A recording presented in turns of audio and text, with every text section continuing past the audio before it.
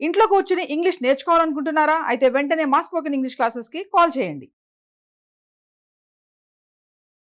Hello నమస్తే welcome to Suman TV. నా పేరు కీర్తి. ప్రస్తుతం మనతో పాటు తోడు నీడ ఫౌండర్ రాజేశ్వరి అమ్మగారు ఉన్నారు. వీరితో ఈరోజు కొన్ని విషయాల గురించి మనం చర్చిద్దాం. హలో అమ్మ, నమస్తే. నమస్తే అమ్మా. అయితే ఇప్పుడు చూస్తున్నట్లయితే మనకి ఎక్స్ట్రా మ్యారిటల్ అఫైర్స్ చాలా ఎక్కువైపోతున్నాయి. ఎక్కువైపోయాయి. అవును ఇంతకు ముందు చూస్తే ఓన్లీ హస్బెండ్సే అంటే మగవాళ్ళకే ఉండేది. అవును బట్ ఇప్పుడు ఆడవాళ్ళు కూడా సేమ్ అదే రీతిలో తీసుకోలేదు. వచ్చేస్తున్నారు. అవును అయితే ఇలాంటివి కాకుండా ఉండాలంటే ఒకవేళ భార్య ఏదన్నా ట్రాక్స్ వేరే- మారుతుంది వేరే అనుకున్నా, వేరే విషయాలు- వాళ్ళతో ఉంటుంది అని తెలిసిన అలాంటివి అవాయిడ్ చేయాలి అంటే, అలాంటివి ఏమీ జరగకుండా ఉండాలంటే భర్త ఎలాంటి జాగ్రత్తలు తీసుకోవాలి అంటారు? నాకు నిన్న ఒక ఫోన్ వచ్చిందమ్మా. ఒక అమ్మాయి 47 ఇయర్స్ అమ్మాయికి. అదే మీ వీడియోలు అవి చూస్తుంటానండి. 50 ఏళ్ళకి కానీ మీరు తీసుకోరు కాబట్టి నేను సోషల్ సర్వీస్ చేద్దాం అనుకుంటున్నాను మీ దాంట్లోకి వచ్చి. అమ్మ మా దాంట్లో దానికైనా 50 ఉండాలి, దానికైనా సింగిల్ ఉండాలి. నీ భర్త ఉన్నాడు కాబట్టి నీకు ఇందులో అవకాశం లేదు. సోషల్ సర్వీస్కి అయినా సరే మాకు సింగిల్నే తీసుకుంటాం. నీ భర్తకు నీకు ఏమైనా గొడవలు ఉన్నాయంటే గొడవలు ఏం లేవండి, ఆయన నన్ను బాగానే చూసుకుంటారు, నాకు కొడుకున్నాడు, పెద్ద ఇష్యూస్ ఏమీ లేవు. అయినా కూడా ఎవరైనా ఒక మంచివాడు దొరికితే వాడిని పెళ్లి చేసుకుందాం అనుకుంటున్నా. అయ్యో, ఎట్లా చేసుకుంటావు ఈ భర్త ఉండగా? ఆయనకి విడాకులు ఇచ్చేద్దాం అనుకుంటున్నా. అమాయకురాలో తెలియదు, అతి తెలియదు. విడాకులు ఇవాళ నువ్వు అప్లై చేయగానే రేపు తమలపాకులు చేతిలో పెట్టినట్టు పెడతారా విడాకులు? ఎన్ని సంవత్సరాలు కోర్టులో తిరగాలి అసలు? అదొకటి. నీకు కాలేజీలో చదివే వయసున్న కొడుకున్నప్పుడు ఇన్ని సంవత్సరాల 10-15 సంవత్సరాల ఎమోషనల్ రిలేషన్ లేదా ఆయనతో? ఆయన నేం కొట్టట్లా, తిట్టట్లా, సాడిస్ట్లా బిహేవ్ చేయటల్లా. ఆయనకి ఏదో షుగరో ఏదో ఉంది. సరే, అదేమంత పెద్ద నీకు మంచాన పడి సేవలు చేసే వ్యాధి ఏం కాదు కదా. షుగర్ ఉంటే టాబ్లెట్లు వేసుకుంటే తిరుగుతూనే ఉన్నారు కదా. నీకు ఆయనతో సుఖం లేదు. ఆవిడ భాషలో చెప్పాలంటే ఆయనతో నీకు శారీరక సుఖం లేదు కాబట్టి వేరే ఎవరినైనా చూసుకుంటావు. మరి దీన్ని ఏమనాలి? ఇల్లీగల్ అనాలా, లీగల్ అనాలా? నేను విడాకులు ఇచ్చేసి పెళ్లి చేసుకుంటానంటే విడాకులు ఎన్ని సంవత్సరాలు పడుతుంది? మ్యూచువల్ అండర్స్టాండింగ్తో ఉంటే పోనీ విడాకులు వస్తుందేమో. ఆయన ఇవ్వడు. నువ్వు ఎన్నేళ్ళు కోర్టు చుట్టూ తిరుగుతావు?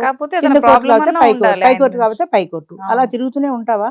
ఆయనతో ఏదైనా ప్రాబ్లం ఉంటే నువ్వు ప్రూవ్ చేయగలిగితే పలానా ప్రాబ్లం ఉంది ఆయనతో, నువ్వు ప్రూవ్ చేయగలగాలి.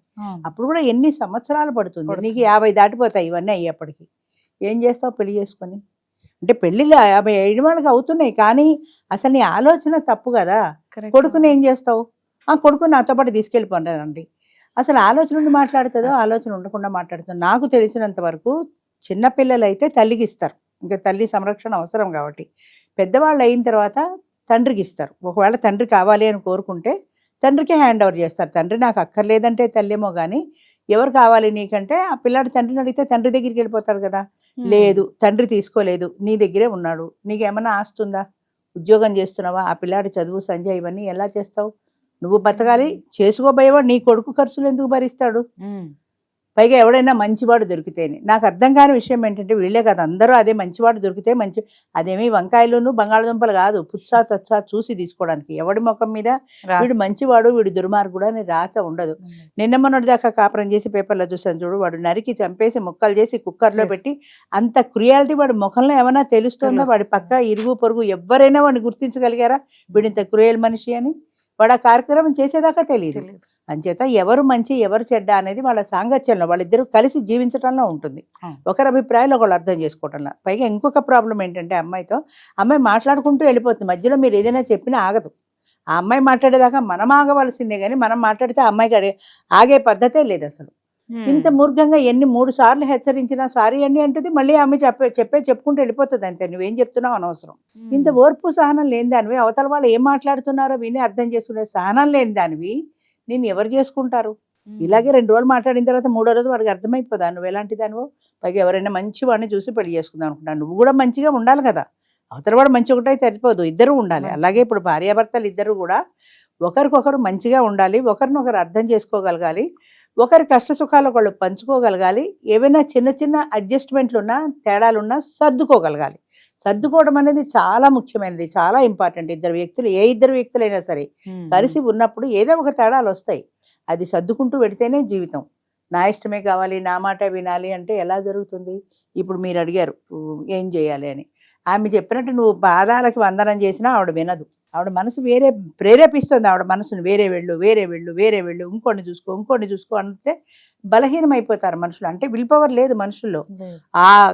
అది తప్పు, నేను ఈయనతో కలిసి ఉన్నాను, ఈయనతోటే ఉండాలి అన్న భావన 50 ఏళ్ల క్రితం ఆడవాళ్ళకు ఉంది, కానీ ఇప్పుడు లేదు. వీడికి కాకపోతే ఇంకోటి చేసుకుంటాం, ఇంకోటి కాకపోతే ఇంకోటి చేసుకుంటాం, ఇంకోటి కాకపోతే ఎంతమందిని మారుస్తావు? ఈ భర్త క్రూయల్ ఏం కాదు. అవును. మరి ఎలాంటప్పుడు అసలు మార్చాలనే ఆలోచన ఎందుకు వచ్చింది నీకు? అంటే ఏంటంటే నా మనసు ప్రేరేపిస్తుంది అంతే, చేంజ్ కోరుకుంటోంది. మనసులో హోటల్ భోజనం ఎలా ఒకే హోటల్లో తినమో, ఒకే సినిమా చూడమో, ఒకే షర్ట్ వేసుకోమో, ఒకే డ్రెస్ వేసుకోమో అని అలా అనుకుంటారో, సంసారంలో కూడా ఒకే మనిషితో మేము శాశ్వతంగా సంసారం చెయ్యం. మాకు చేంజ్ కావాలి, చేంజ్ కావాలి. ఇలాంటి భార్యలు కానీ ఇలాంటి భర్తలు కానీ ఉంటే ఎంత జాగ్రత్తగా నువ్వు చూసుకున్నా వాళ్ళ మనసు కొత్తదనం కోసం వెంపర్లాడుతూనే ఉంటుంది, కొత్తదనం కావాలనే ఉంటుంది. It is a psychological disorder. నన్ను అడిగితే మనసుని కంట్రోల్ చేసుకోలేకపోవటం, ఎక్సెంట్రిక్ బిహేవియర్ అనేది ఒక సైకలాజికల్ డిజార్డర్. అది ఉందో లేదో తెలియదు కానీ ఈ రకమైనటువంటి మానసికమైన దీని ఆ క్రుయాలిటీ ఉంది చూడు, చంపి కుక్కర్లో పెట్టి ఉడికించి ఎందుకని అట్లా చేస్తున్నాడంటే వాడు మనసు ప్రేరేపిస్తోంది అలాగా, కాబట్టి అలా చేస్తున్నారు. అంచేత ఒకళ్ళొకళ్ళు అర్థం చేసుకున్నప్పుడు ఇలాంటి భావాలు రావు. ఒకరి కోసం ఒకరు మెయిన్ అర్థం చేసుకోవడం అంటే నీ కోసం నేను, నా కోసం నువ్వు అనే భావన ఉన్నప్పుడు ఇద్దరి మధ్యన ఒక సాంగత్యం ఉంటుంది, ఒక ఎమోషనల్ రిలేషన్ ఉంటుంది. ఆ ఎమోషనల్ రిలేషన్ అనేది ఉన్నప్పుడు వేరే వ్యక్తి గురించి అసలు నీ ఆలోచనే పోదు. అది లేకుండా ఈ వ్యక్తితో ఎమోషనల్ రిలేషన్ ఇన్ని సంవత్సరాలు నువ్వు సంసారం చేసావు, కొడుకుని కన్నావు, కొడుకు పెద్దవాడు అయ్యాడు, అయినా నీ భావన అటే పోతుంది కానీ ఇటు రావట్లా. ఎందుకని? మనసు కొత్తదనం కోరుకుంటుంది అంతే. ఇందులోకి ఎందుకు వస్తుంది అంటే సర్వీస్ చేయడానికి ప్రపంచంలో ఎన్ని ఎన్జిఓలు లేవు. నువ్వు సర్వీస్ చేయాలంటే నువ్వు సొంతంగా పెట్టుకో, సొంతంగా పెట్టుకోకపోతే వేరే చేసుకో, చాలా ఉన్నాయి కదా. ఇక్కడ ఏమి జీతాలు ఇచ్చేది కాదు, ఇది ఎన్జిఓ కాబట్టి ఫ్రీ సర్వీస్ చేయాలి. ఫ్రీ సర్వీస్ మరి ఎలా చేస్తావు? కాంటాక్ట్స్ కోసం, అంతే కదా.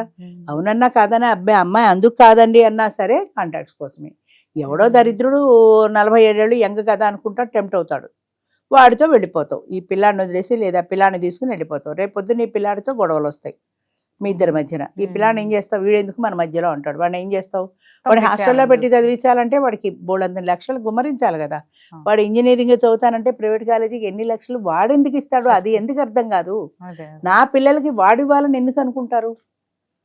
అసలు పిల్లలు ఉన్న వాళ్ళకి వేరే మనసు ఎందుకు పోతుంది? ఇప్పుడు విడాకులు ఇచ్చుకొని పిల్లల్ని తల్లి దగ్గర వదిలేసి పెళ్లి చేసుకుని వెళ్ళిపోయిన మగవాళ్ళు ఎంతో మంది ఉన్నారు. కానీ తల్లులు ఒకప్పుడు ఇష్టపడేవాళ్ళు కాదు పిల్లల్ని వదులుకోవడానికి. పిల్లల్ని తీసుకునే ఇంత తంటాలు పడుతూనే ఏ ఉద్యోగమో సద్యోగమో ఉన్నంతలోనే ఆ పిల్లల్ని పెంచుకోవాలనుకునేవాళ్ళు కానీ పిల్లలు వద్దు అనేవాళ్ళు కాదు. ఇది వరకు ముఖ్యంగా చెప్పాలంటే పిల్లల కోసమే జీవితం. పిల్లి కూడా పిల్లల జోలికి వెళ్తే గుడ్లు పీకుతుంది. అంటే పశువులు కూడా వాటి పిల్లల జోలికి వెళ్తే ఊరుకోవు. అలాంటిది అది వదిలేసి పిల్లల్ని వదిలేసి నేను కోరుకున్న వాడితో వెళ్ళిపోతాను, ఈ వయసు సెగ తప్ప ఇదేంటి కోరుకున్న వాడు 50-60 ఏళ్ళ వాడిని కోరుకోవు, 70 ఏళ్ళ వాడిని కోరుకోవు, యంగ్ వాడిని కోరుకుంటావు. What is the reason? Young వాడిని కోరుకోవడంలో నీ ఉద్దేశం ఏంటి? వాడితో సంసారం చేస్తే హ్యాపీగా ఉంటుందని. ఈ దిక్కుమాలి సంసారం 50-60 ఏళ్ల తర్వాత ఏం చేస్తావు చెప్పు? అప్పుడు ఉండదు కదా, అప్పుడు ఉండదు కదా. 25 ఏళ్ల వాళ్ళ 60 ఏళ్ల వయసులో నువ్వు సంసారం చేయలేవు కదా. మరి ఆ కాడికి ఉన్న వ్యక్తిని వదిలేసి కొత్త వ్యక్తి 60 ఏళ్ళు వాడికి వస్తాయి కదా ఎప్పుడో ఒకప్పుడు. వాడు 50 ఏళ్ళ వాడిని నువ్వు చేసుకున్నావు, వాడికి 10 ఏళ్ళలో 60 ఏళ్ళు వస్తాయి.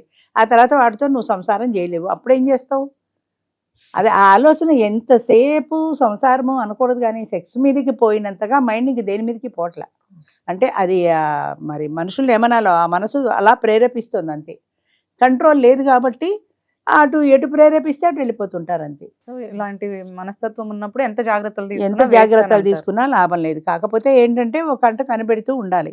ఒక ఆయన మాకు 65 ఏళ్ళ ఆయన ఏం చెప్పాడంటే నా పక్క నా భార్యలా ఉండాలండి, నా కూతురులా ఉండకూడదు, నాకు యంగ్ అక్కర్లేదు, నాకు 60 ఏళ్ళ ఆవిడైనా పనికొస్తుంది అన్నాడు.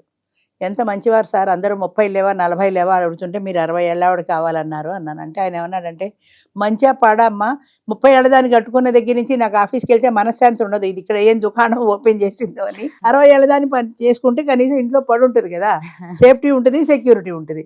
అందుకని 60 ఏళ్ళ ఆడదాన్ని కోరుకుంటా అన్నాడు. కానీ ఆయన చెప్పింది ఎంత నిజం. నేను 30-40 ఏళ్ళది యంగ్ కావాలి అని ఉర్రూతలు ఊగిపోతుంటారు. యంగ్ నువ్వు ఎక్కడ కాపలా కాయగలవు? శీలం అనేది ఎప్పుడో తొంగలోకి తొక్కేశారు, క్యారెక్టర్ అనేదే లేదు. అసలు లేదని నేను అన్ను, చాలా తక్కువ సంఖ్యలో ఉన్నారు క్యారెక్టర్ గురించి. అంచేత నువ్వు నీ వయసు సమవయసు వాళ్ళని చూసుకుంటే నీకు ఈడు జోడు కుదురుతుంది తప్ప 24 గంటలు దాన్ని ఎక్కడ కాపలా కాస్తావు. అంచేత ఏంటంటే ఇద్దరు భార్యాభర్తలు ఉన్నప్పుడు ఒకళ్ళ కోసం ఒకరు అన్నట్టు జీవించాలి. అది తప్పుదారి పడుతుంటే నువ్వు దాన్ని కంట్రోల్ చేసుకోగలగాలి 24 గంటలు. అలానే మన అనుమానం మొగుడు అంటారు, ఏమన్నా అంటే అస్తమానం నన్ను కాపలా కాస్తాడు అనుమానం మొగుడు అని. అంచేత అలాంటి పరిస్థితి లేకుండా చూసుకోవడం చాలా కష్టం అమ్మా. ఇద్దరి మధ్యన ఒక ఎమోషనల్ రిలేషన్ ఉన్నప్పుడు మాత్రమే ఇది సాధ్యమవుతుంది. అంతేగాని మొగుడు మీద కాపలా పెళ్ళాం మీద కాపలా మొగుడు నీకు ఆవిడెవరో ఫోన్ చేసింది, నువ్వు రాత్రి ఎందుకు ఫోన్ ఎత్తుతావు, నేను ఎక్కడో కార్టూన్ చూశాను, రోజు అది ఎవరితే నీకు పొద్దున్నే ఫోన్ చేస్తుంది అంటే వాడు అన్నాడు అది ఫోన్ కాదే అలారం పెట్టుకుంటాను నేను 6 గంటలకి అది అలారం మోగుతుంది అని. అంటే అనుమానం పెళ్ళాం అయితే ప్రతిదీ అనుమానమే, అలాగే అనుమానం మొగుడైనా ప్రతిదీ అనుమానమే. అంచేత ఒక అండర్స్టాండింగ్తో వెళ్ళిపోవాలి. ముఖ్యంగా ఒక ఎమోషనల్ రిలేషన్ అనేది ఉండాలి భార్యాభర్తల మధ్య. అది ఉన్నప్పుడే సాధ్యం అవుతుంది, అది లేనప్పుడు సాధ్యం కాదు. Thank you. థ్యాంక్ యూ అమ్మా.